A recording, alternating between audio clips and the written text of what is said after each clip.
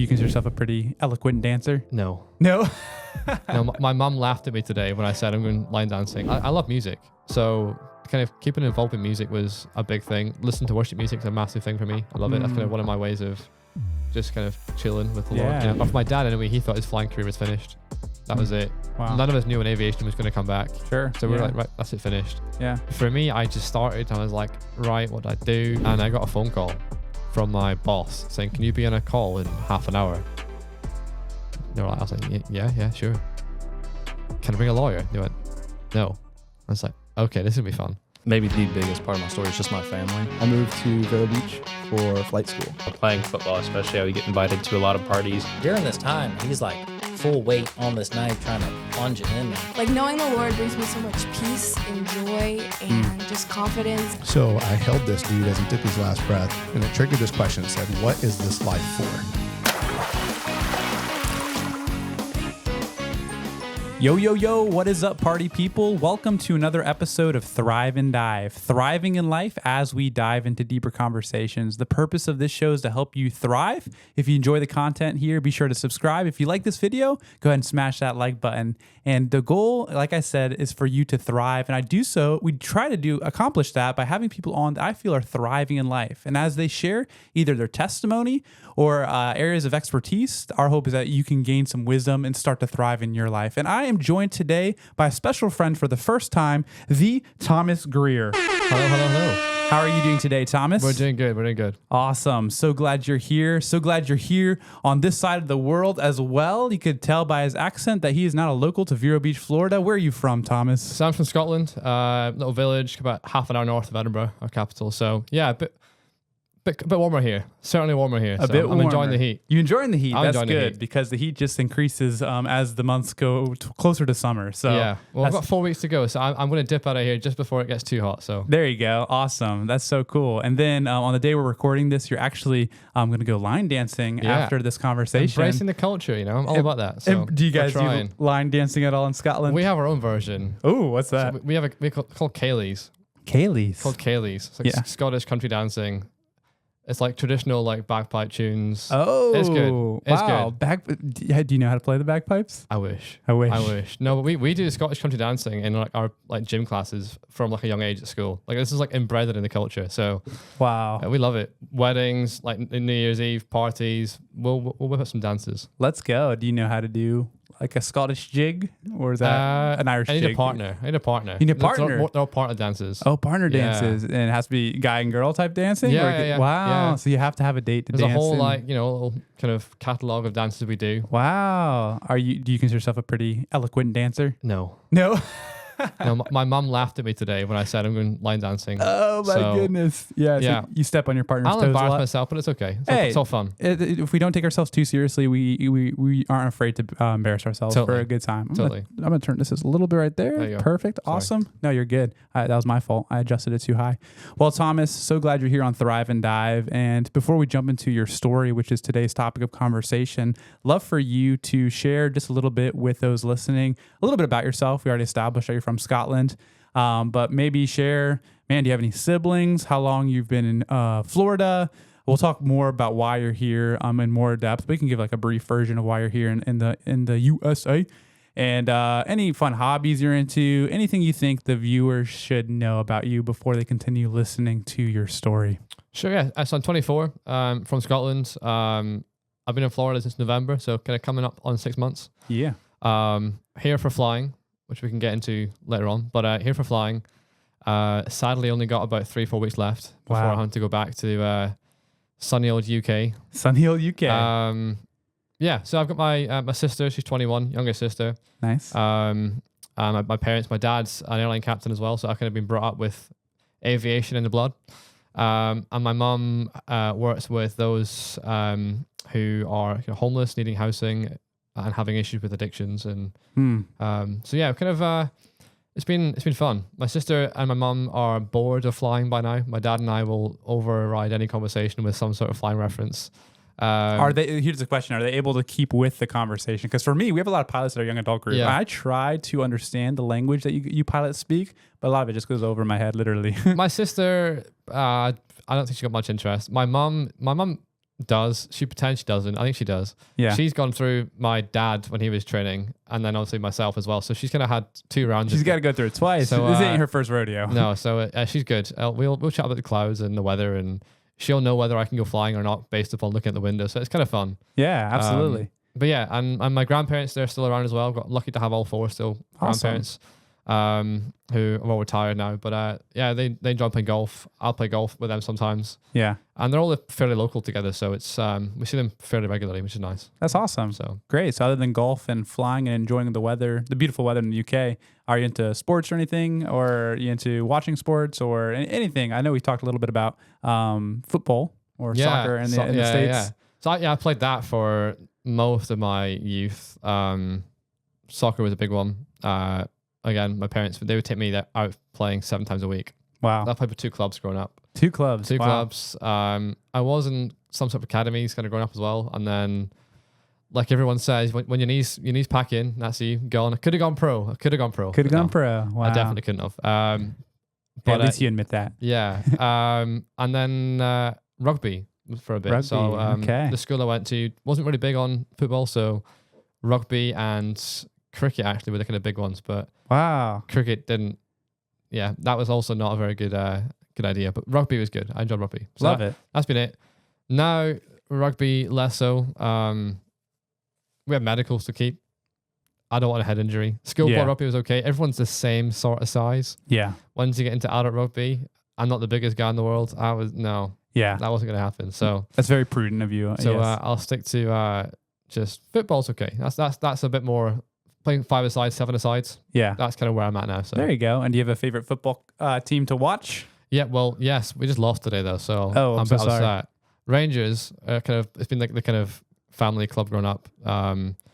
My grandparents are all from Glasgow, so that's where Rangers are based. So Wow. I kind of come down the generations, if you like. So I like that. Loyalty. we're not doing very well. We're our last trophy was like 10 years ago, Okay. like for like the league. Yeah. Not 10, maybe 6 or 7. Okay. It's been a while. Yeah. It's been a while. But we were once the most successful football club in the world, but I think it's going to dwindle from us shortly. But okay. yeah, Gotcha. And my favorite team is Chelsea. And I think you were sharing with me the other day or a couple months ago that you've been to Stamford Bridge, yeah. the stadium of That was Chelsea. good fun. Yeah. that was probably maybe even like 17 years ago. Wow. Okay. Like it's like John Terry, like prime Drogba, Terry, Lampard era. Wow. Yes. Those 3 are legends, Chelsea legends. Yeah, so that was good fun. Wow, that's awesome. Cool. And then I just got to ask, because it's fun, the fact that you have an accent and even in our conversation, there's some different words that we use. For example, you ask me sometimes, can I get a lift? Yeah. Lift, basically, can I get a ride? And we're joking how, you came today through a lift.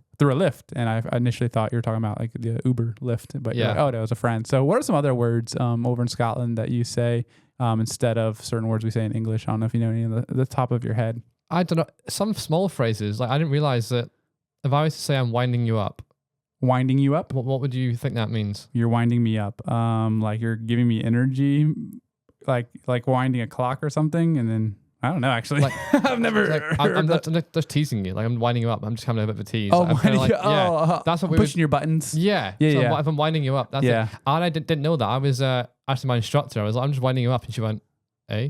I was like, is that not a thing here? This guy sounds a little There's inappropriate. some stuff I just like, yeah. It doesn't mean that at all. I'm winding you up. Yeah. So Yeah. there's like a few little phrases that we kind of use. I'll just use it because it's normal. And Yeah, then I it's get colloquial. funny looks and I'm like, oh, okay, that's clearly not a thing here. Do you But, have another one on top of your head? I'm not sure. Yeah. There'll be a few today, I'm sure. I'll Okay. say something and you'll look at me funny and I'm Like, like, what? okay, yeah, sure. So Yeah, just funny how like colloquial language in certain parts don't translate to other parts, even though we both speak The English. same language, Yeah, yeah. It's not like it's a different language, but that's funny. So yeah, well, I guess we'll see. You say cheers at all? cheers is a big one. Yeah, Yeah, cheers, yeah. That's fine. It's for thank you. I? Yeah, I. Is I? Yes, I. Oh, I. Yeah. I. Okay. A-Y-E. A-Y-E. I. I. Oh, that'll be A. Yeah, I. A. A. I. Okay. Awesome. know. We'll so see. If you agree with something I say, just say I. Aye. Yeah. Aye, yeah. Okay. Sounds good. Love it. Awesome. Great. Well, folks, this is a little bit of an introduction to the Thomas Greer. And now we're going to switch gears, Thomas, to the deeper side of the pool where you share your story your upbringing, things you've learned, trials you've been through, triumphs you've had, and ultimately how you've met the Lord and how walking with the Lord has inspired or helped you or made things harder, or anything you want to share. So where you want to start with your story is up with you, Thomas. Up to you. But I just want to kick it over to you. Yeah, sweet. So I was lucky enough to kind of be brought up in a Christian household. So I was kind of taken to church every Sunday with the parents, Sunday school, all the usual kind of things that happen when you're that kind of age. And it was good fun. Is Sunday school, sorry to interrupt, is Sunday school over in Scotland basically the same as how we do it here you in come America? in for the first little bit of the service and you dip out when kind of the main preacher's on and you come back at the end. Okay. And then you go in, you kind of look at old Bible stories or do some drawings. It's a bit of fun. Yeah, You know? nice. So we did that, yeah. And then we're always having conversations about it all. A big one for us was a core memory, I guess, if you like, was my dad moved away for work, not a million miles away. The UK is a small place compared to America, but so I've got used to being far away. Yeah. But he was in London. We were I'll say Edinburgh for easiness. But he was away for work. He'd come on his days off home. But at the time he was away, that was like an indefinite period. I used to pray about that all the time. My mum would come around, before bedtime, we'd pray about, one day, my mum calls it the one day faith. One day he'll come home. He'll get a base transfer and come home. One day And soon. that was just kind of like, when it happens, it happens. So that was kind of and then eventually, How old were you when he started that job where he had to go to London? seven Okay. or eight. My sister was like 5 or 6. I think I was 7. And one day came home. That was it. So that was kind of cool to see, an answer to prayer there, because at the time, I've heard bits of the story, but at the time, there was basically the day before it happened, my dad was told, they got no chance, because you can apply to request a base transfer. Yeah. I think he was told just ain't gonna happen. Yeah. Just accept it and that's fine. And then the day after the meeting, it was base transfer approved. Wow. So that he was kind of cool. Closer to you again. He came home. Oh, he came home. Oh, sweet. Yeah. Awesome. So that was nice, because where we live, you can commute to the airport in Edinburgh. Love it. So from home, that was his home base. So how long was he stationed in London? I think it was 18 months in total. Okay, so maybe 2 still years. do a year and a half. Wow. So it was still a fair amount of time to kind of not know at what point you were going to get that transfer approved. Wow. So that was kind of a first kind of thing that happened. I was like, that's kind of cool. And then, I was, I knew it was all real, and I kind of had that faith, but I didn't really do much with it. I wouldn't say I did much with it until I was maybe 15, 16. I got baptized when I was 16. A kind of key point or key thing for me was my guitar playing, actually. So I play acoustic guitar, and that actually came around. We have a thing back home called the Duke of Edinburgh Award. The what? The Duke of Edinburgh. Okay, Duke of Edinburgh. Yeah. Okay. It was the last Queen's husband. Okay, yeah. He was the Duke of Edinburgh. And he had an award that they did it. So they kind of do it at school level, so maybe 12 to 18. Yeah. They have, I think 5 levels now, but at the time they had bronze, silver, and gold. Fundamentally, all that happened in those was you had to do a period of time volunteering, a period of time doing physical exercise, a period of time doing a skill, and then an expedition at the end. So we'd go hiking to the Scottish Highlands or whatever. Yeah. And all that changed between the levels was the length of time that you had to commit to doing each section of the award. Yeah. So for bronze, I must have been about maybe 12, 13, 14, that kind of age. Yeah. Playing, whether it be football, soccer, or rugby, or whatever. So physical exercise was fine. That's plenty. Volunteering, we used to help coach the kind of younger kids at the school. Yeah. So I ticked that off. The expedition, everyone did anyway. That was fine. But the skill, I was like, what do I do as a skill? I don't know. Yeah. And my dad was like, how about you learn to play guitar? He played guitar. Yeah. And we had a guy called Nick, he was kind of involved in the Hillsong setup in London for a while. Oh, cool. He was, I think, at the time, he was up in my home church, kind of scouting out potentials for planting a Hillsong Edinburgh. Wow. Okay. Yeah. And he was around. He was a musician by trade. He was a professional musician. Yeah. And so we kind of approached him like, yo, Nick, can you teach me to play guitar? Yeah. And that's kind of that'll be my skill. Yeah. And So yeah, he taught me that. He come like twice a week, come around, and he kind of taught me he taught me how to play guitar, obviously, but he also taught me how to like build a set list, how to play in like a worship environment. It's kind of all the extra add-ons that he'd probably learned over the years. Wow. From a professional. Wow. How old are you when you started learning guitar? I'm about 13 or 14. Wow. Okay. So that was kind of cool. And then little by little, he's, get me involved with the church band. And then I remember it vividly, actually. It was one Christmas. Let's say we've been doing this over the summer. It was like a build up to, right, you're going to first like play in church on this Christmas service. And, we do all the rehearsals and things. It'll go fine. And on the day, I got up on the stage, put my guitar on, and I looked at the sound desk at the back, and he was stood there. And I was like, hang on a minute, you're supposed to be backing me up on the stage. I got a thumbs up from him. He went, carry on you go. He bamboozled you. Yeah, he did. He just led me to it. So I was like, so that was kind of like in the deep end. And kind of from there, I got involved with the worship band at church. That was kind of fun. Yeah. How do you think, looking back on it, are you glad he just put you in the deep end like that? Would you have been less? It would have been less of a teaching moment if he was up there with you. Like you just. Yeah, I like it. I like being under pressure. Yeah. So it was fine. I was like, okay, I got to perform now. It didn't scar you. No. Yeah, it was good. But yeah, so for me, there's a big thing that I've noticed here in my short amount of time here is that the youth, probably across the country, but even here, it's quite a vibrant youth community. Mm-hmm. Young adults on Monday, I don't know, maybe at least 20, maybe 30 sometimes. Between 20 and 30, yep. There was a massive generational void in my church, possibly across the UK. I don't know, but in my home church anyway, there's no one within 5 years, 6 years below me or above me. I was kind of in an isolated age. So it's hard to kind of have like friends that were at the same age and stage as I was. So for me to kind of get involved with the worship band gave me something to hold on to. Yeah.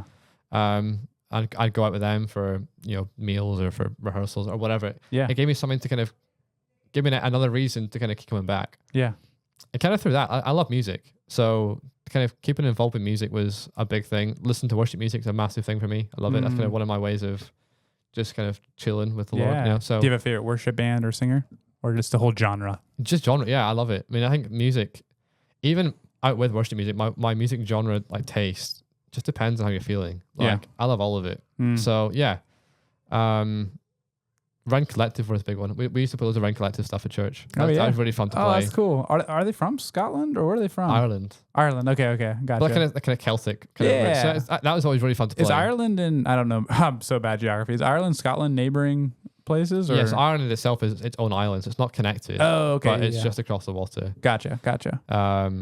So that was always fun to play. And nice. And kind of through that, we would do our own Bible studies together, and we kind of do all that. And one time it just kind of hit me. I was like, oh, I want to take this more seriously. I think that's kind of where it's going to go. And then I got baptized. I was about 16. Yeah. But some people have exact moments, exact dates. Mine kind of wasn't definitive. It just kind of happened naturally because it was a kind of a process, I think. So but certainly being involved with the worship band was a massive thing. It contributed towards that in my journey. I turned 18, finished school.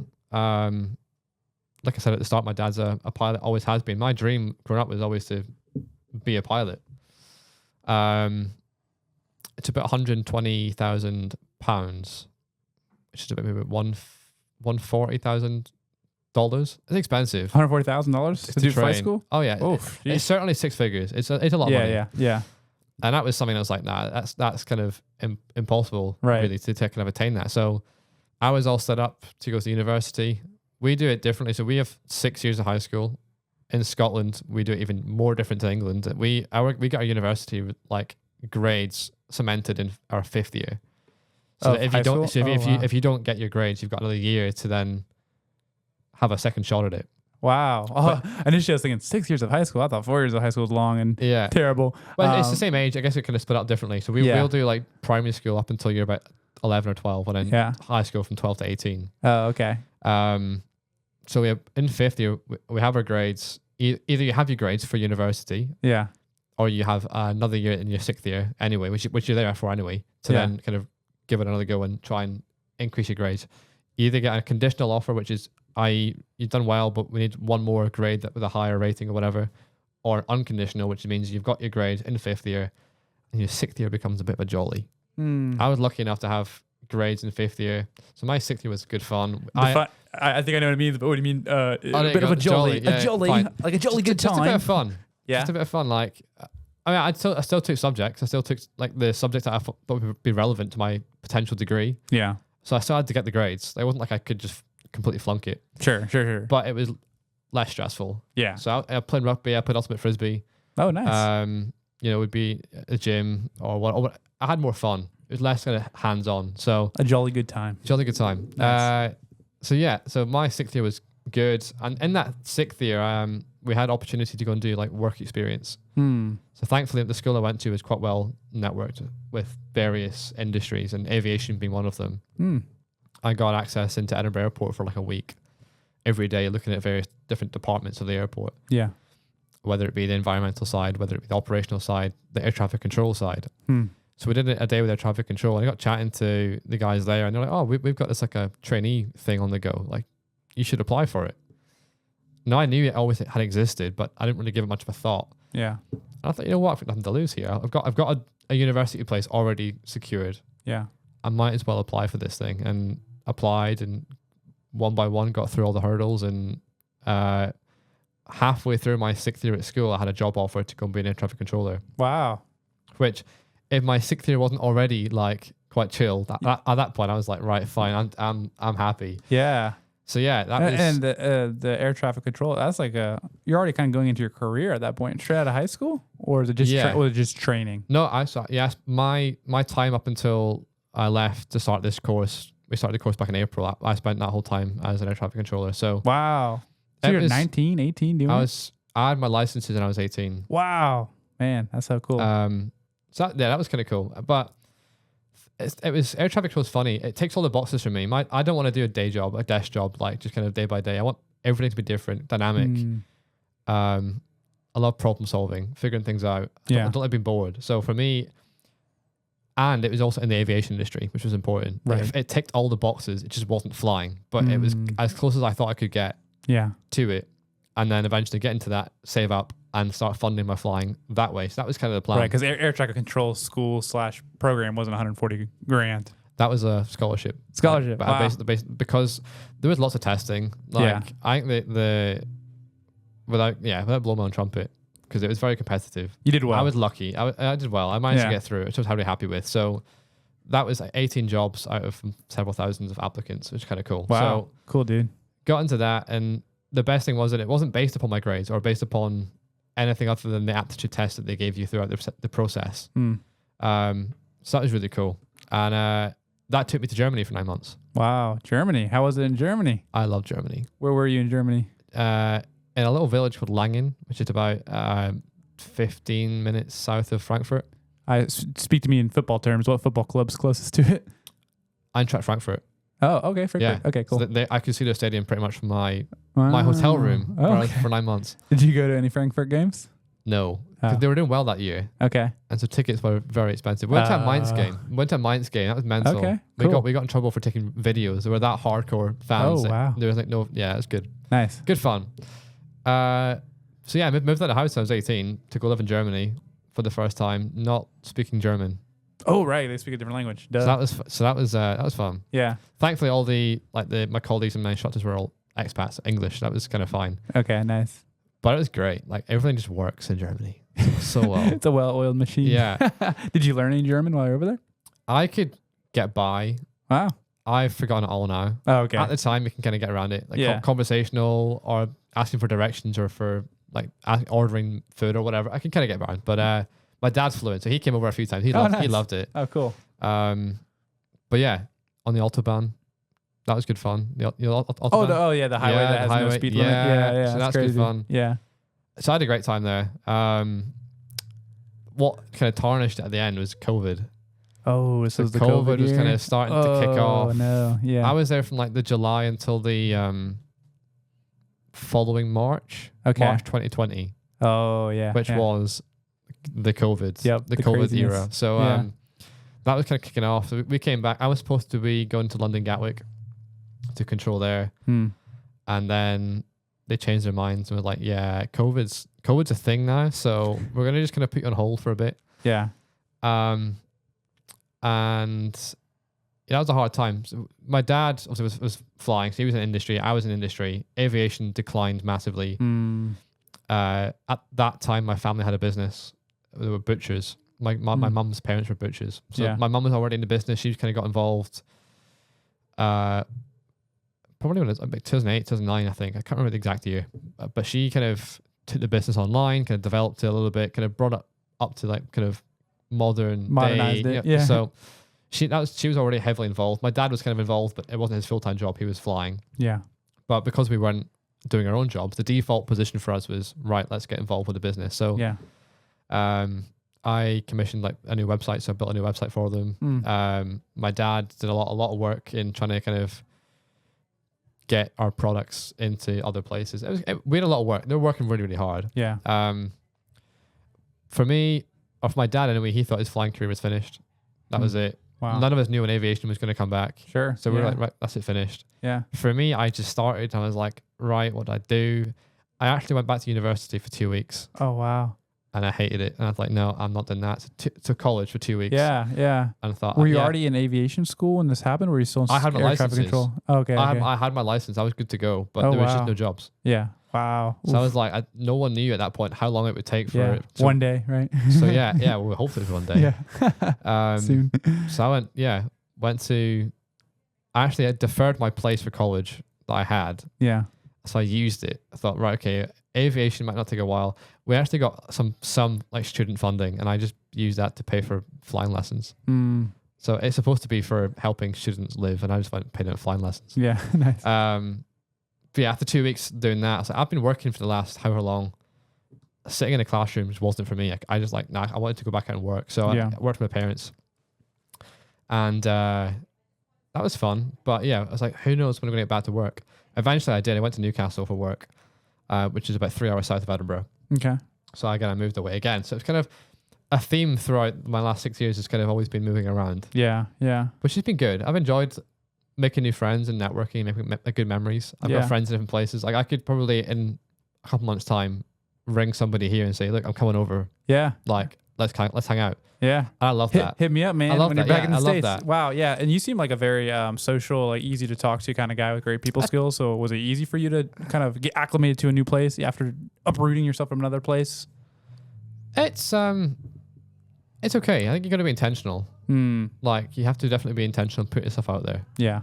I think the hardest part is leaving, because even here, I'm only here 6 months. Yep. It takes a good like maybe 4 months, 5 months to kind of make a proper connection with somebody. Right. Yep. And then you're like, all right, great. Yeah, by the way, I'm leaving. And it's like, that's always the hard part. So, sure. But it means you got to come back. That's it. So there you go. But yeah, so we were in the business. I eventually got my job, and my parents kind of kept the business. They actually sold the business about a year and a half ago, 2 years ago. Oh, wow. It's become too stressful. And my dad got back into flying. That's answered to prayer again. Like he thought his flying was finished, and he's back flying. He's actually got another new job in July. Like he's That's awesome. He's really enjoying his career now. Good. My mum went back to her passion, which was involved with the homelessness and the housing and the addictions. That's kind of her passion. Yeah, talk to us more about that if you don't mind. A little side quest here. My mum? Yeah, your mom doing that. That's super cool. Yeah, so she actually works for a Christian organization called Bethany Christian Trust. Okay. They've got various avenues of kind of departments and things. What she's involved with is those who are struggling with addictions and maybe can't get the help from social services. They kind of assist them. She's not a social worker, but she helps assist people. Yeah. And the premise is, I think it's called housing first. I think the Scandinavians used it. Rather than the traditional way of, okay, before we give you a house, you got to be clean. You got to come off your drugs. You got to be completely sober. Yeah. Which is a hard thing to do. Sure. Absolutely. They kind of go with the premise, okay, well, we'll give you a house to try and give you a foundation, a routine, like a stable platform to then hope that then helps them come off whatever they're addicted to. Sure. So I actually really enjoy it. It's a rewarding job. I think it's a really hard job. I couldn't do it. Yeah. I think you got to be a gifted person to be able to do that. She's doing the Lord's work. And I like that strategy of not waiting until they're completely clean before helping them out. The rhythms and structure is so important to overcoming things. The law of replacement. So she does that. She only kind of started that job when I kind of was thinking about starting this course. Yeah. So yeah, she's enjoying it, I think. Awesome. So yeah, the business again, like it got to a point where they were like getting properly stressed out, just with staff and rising costs, expenses, and everything else. Yeah. And that takes a toll. Like mentally, it takes a toll. Like physically, it takes a toll. And I kind of been planting the seed for a while. I was like, right, you need to think about like the longevity of this. Like this isn't gonna. You can't keep this up. Yeah, you're referring to the butcher business. Right? Yeah. So again, that's like a 1 day thing. It's like, okay, well, so they put it out for sale, and it was okay. Well, 1 day, or someone will buy this. Like 1 day it will happen, and it came through. That's again a big answer to prayer. Man, I got to start saying 1 day it's now. 1 day. It's 1 day. That's like the magic pixie dust over again, here. 1 day. The other situation for me, back with my old employer, during the COVID era, I had a bond. Do you know what a bond is? Like when you like a training bond. Like kind of. So like they paid for my training. Okay. Yep. In return, I have to work for so long. Like a contract or something. After so long, the training bond becomes zero, and if I want to leave, I can leave without paying them anything. Okay. Yeah. Sure. So I got bonded for like £80,000. Call it $100,000. That was the value of my training. Wow. But COVID happened. No one knew COVID was going to happen. Yeah. And they said I had no job because they weren't recruiting because of COVID. Yeah.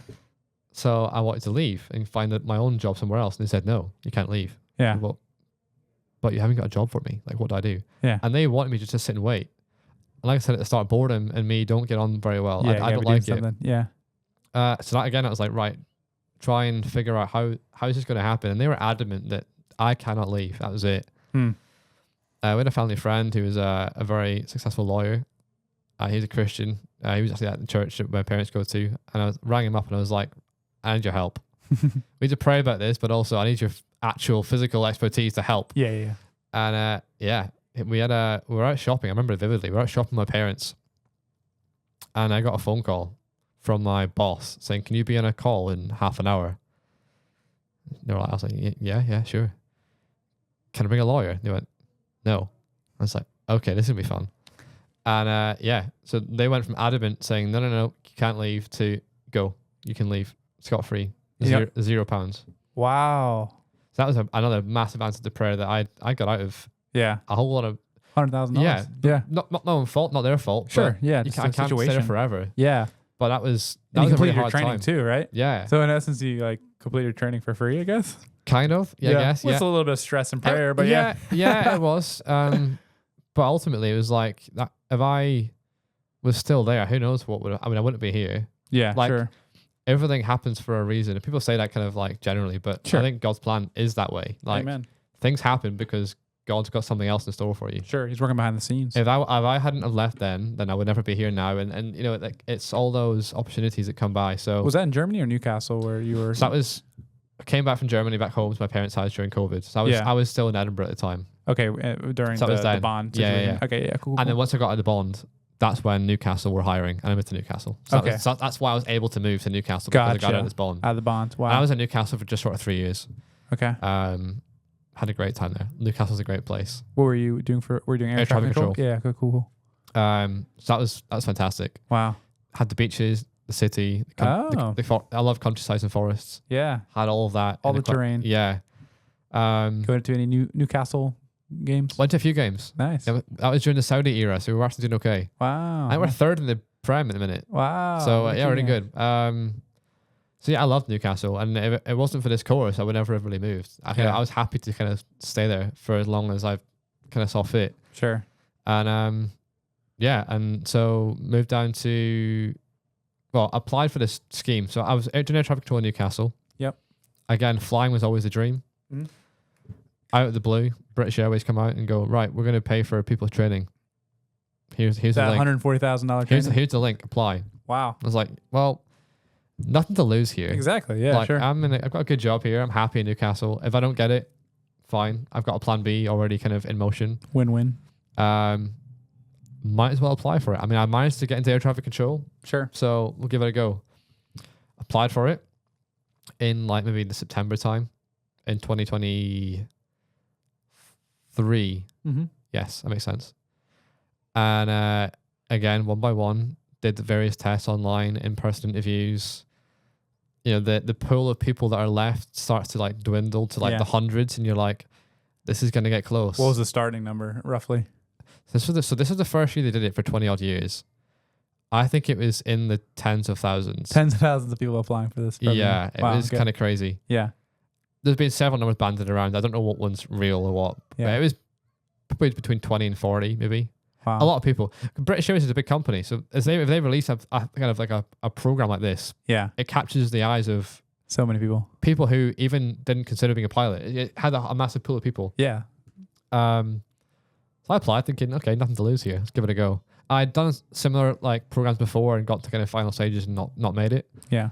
So I was kind of open to the fact that, okay, yeah, this might be the same thing, but it's okay. Sure. Little by little, chewed off one, step at a time. And I remember I was working one day and I was driving out of work and I heard a ping on my phone and I was like, oh, okay, what's this? Yeah. And I could see the subject title saying, British Airways Speedbird Cadet Program. And I was like, oh, what is it? And opened up and it's successful. I was like, no way. Wow. And so I started that in April last year. So almost a year. I Wow. think it'll be 31st of April will be a year. Wow. The acceptance of that program deserves an air horn. Thank you. Yeah. That's pretty crazy, dude. Yeah, it's cool. So that was like another real answer to prayer. One day I'll get flying. Yeah. Here we are. Wow. So yeah, we do 6 months of like classroom stuff back in the UK, and we do 6 months out here for flying, Wow. and then we do a few months extra back in the UK, and then I'll be taking people on holiday like this winter. That's crazy. Kinda cool. crazy. It's crazy because I've spoken to a lot of pilots who come to our young adult program, and they have to get like a 15,000 hours or 1,500 hours before they can do it. You don't have to do that. No, the UK is different. You just jump right we in. jump straight in. we jump straight in. You train. So yeah, it's a good deal. Yeah.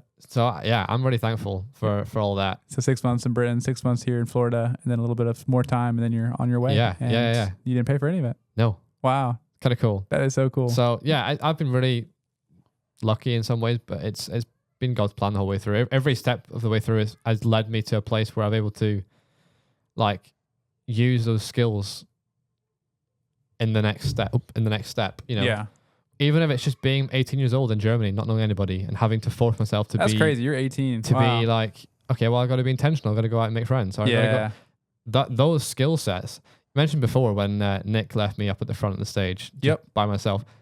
It kind of felt like that. It's like, all right, Nick, you're on your own now. Wow. You got to go. Let's go figure it out. So every step along the way has been a building block for the next step. Yeah. So can I park the bus right there for a second? Yeah. I want those who are listening to hear you share.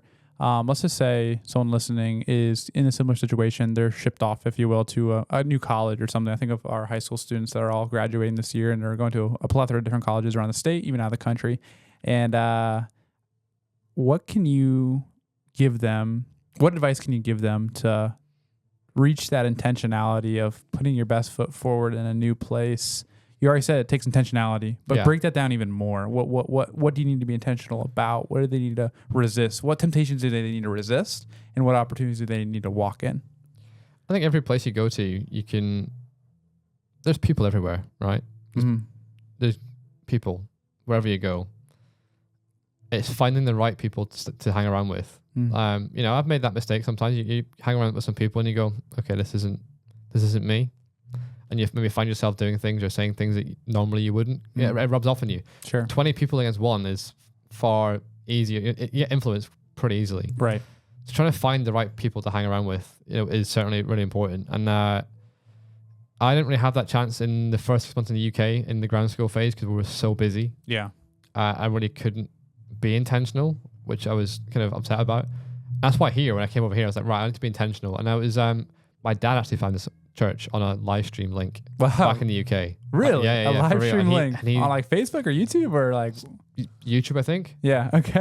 And he sent me the link and he was like, oh, this looks pretty cool. Like, you should check it out. Shout out to our live stream. Yeah, Let's go. yeah, it reaches the UK. Wow. So I was like, great. That gives me like an anchor point almost to let's investigate it. And I haven't got a car here either. So I have to cycle. I have to cycle down. So if anything, you had excuses like I don't have a bike. I have a new place. I'm just gonna hunker down for 6 months and get my work done. But no, you decided to find a live stream, or your dad did, and you're biking to the location. I think, like I said before, you mentioned I enjoy being social. I love it. And so when I didn't have, I was kind of removed from that for 6 months, and I didn't like it. So I was like, I need to make a difference. I had to do something different here and be intentional. I had to try and find a social circle here that I'm going to be able to, get out and about. Yeah. Being stuck in a dorm in the airport is fine, but not for 6 months. Like, I need to get out of there. So Yeah. Again, being able to play guitar has been a blessing because I came to the first service sometime in December. Yeah.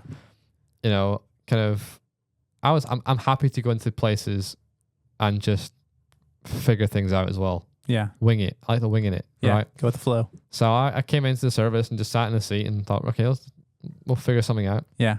Just by yourself, sat in seats. Yeah. Came in. And after the first song we do like a kind of The greeting say time. hello. Yeah. So that was fine. I was shaking people's hands, like fine, and it was Jamie Miller Wow. who was next to me.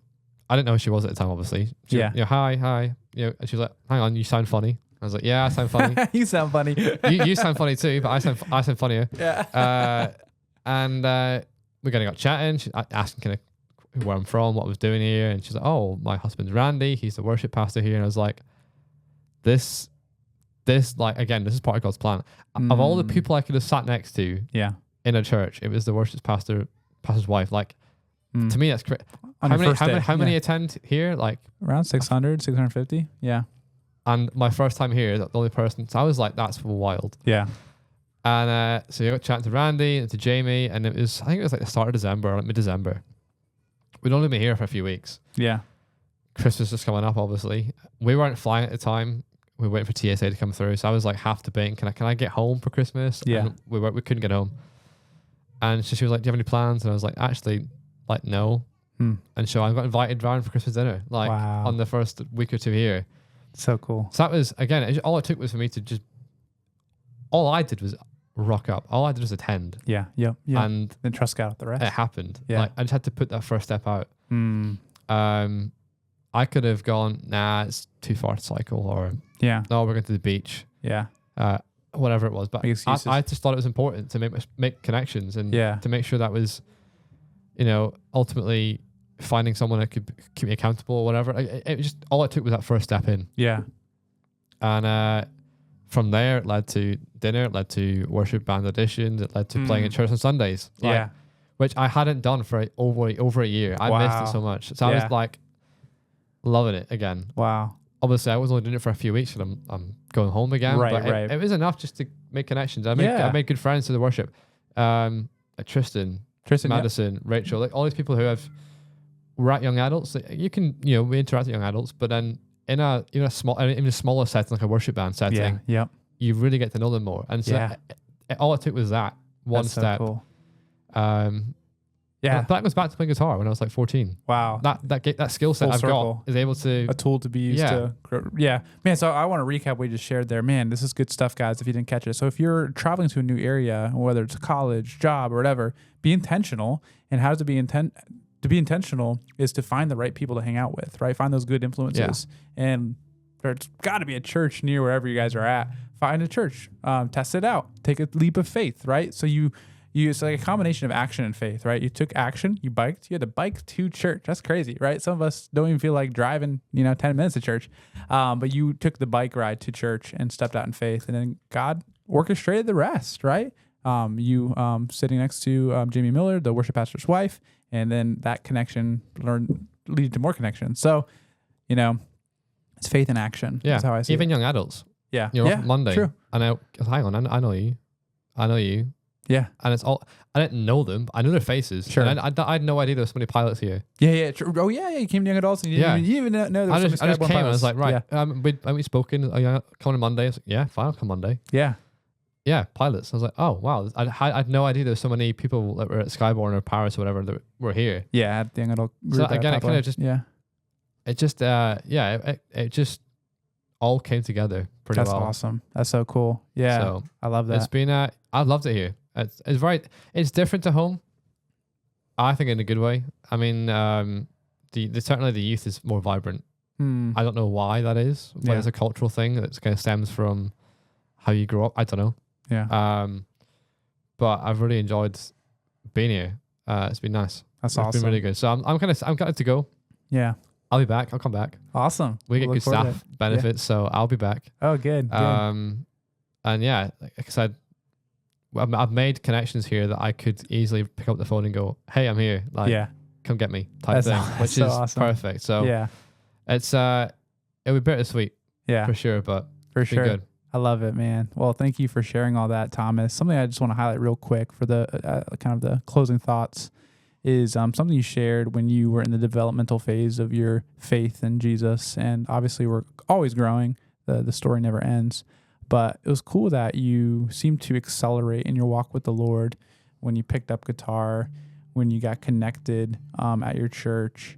But really, I wanted to focus on the guitar piece with Nate. Was that his name? The guy who trained you? Nick, yeah. Yeah. Sometimes when it comes to growing in our relationship with the Lord, we got to like do something. Like for me, it was in high school serving in the children's ministry at my church. I was in musical. I tried playing the keys and the drums. Didn't work out for me. Maybe it's because I didn't have a Hillsong professional training me. But regardless, though, I didn't choose to sit on my hands during my high school years and just, be an attendee, get bored, doodle while the preacher is preaching. No, I got connected to the children's ministry, which is not something I'm passionate about now, mind you. I do not want to go back to children's ministry.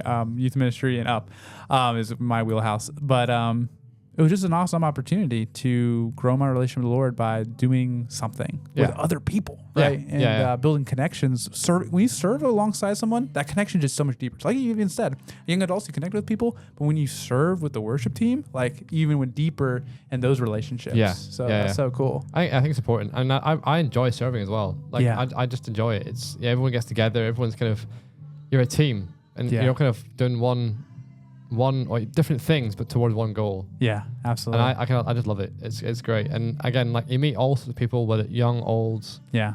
It doesn't matter. Yeah. Like it's really fun. That's awesome. Speaking of worship, I hear some worship in the background. Can hear as well, I don't know if the microphones are picking it up, but the Spanish ministry at our church here, Pathway Church, is rehearsing. So super cool. Look at that. And a perfect ending to this podcast In episode. Spanish as well. I can't do Spanish. You can't do Spanish. I can't do Spanish, but I only know yo necesito una hamburguesa y papas fritas. you can do Spanish. That's it. I just need I need a hamburger and French fries. And then puedo ir al baño, por favor. May I use the restroom? So that's my full extent of Spanish. But Thomas, any closing thoughts you want to share as we wrap this episode of Thrive and Dive? Thank you so much for being on. Yeah, pleasure. It's I think just the intentionality. I think it's a huge thing. I think just trying to there's a YouTube channel actually. I forgot what they call it. Yes Theory. Yes Theory. It's like it's not a Christian channel. It's a secular channel.